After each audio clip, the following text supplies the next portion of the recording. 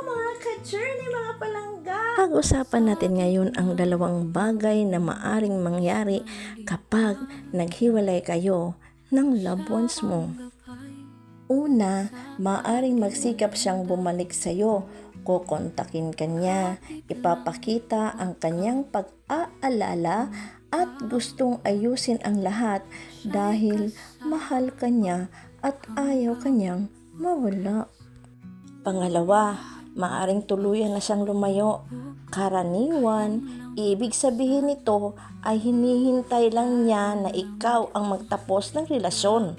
Maaring may iba na siyang iniisip kaya hindi na siya nagsisikap na manatili ka sa tabi niya. Anong dapat gawin? Hayaan mo na siya.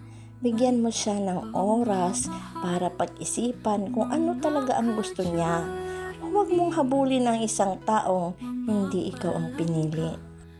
Kung kaya niyang mabuhay nang wala ka, alam mo na, hindi ka talaga niya mahal. Nasa tabi ka niya dahil kailangan ka niya, pero ngayon, hindi ka na mahalaga sa kanya. Mga ka-journey, mga palangga, ito lang masasabi ko sa iyo. Huwag mong aksayahin ang oras mo sa taong hindi ka kayang ipaglaban.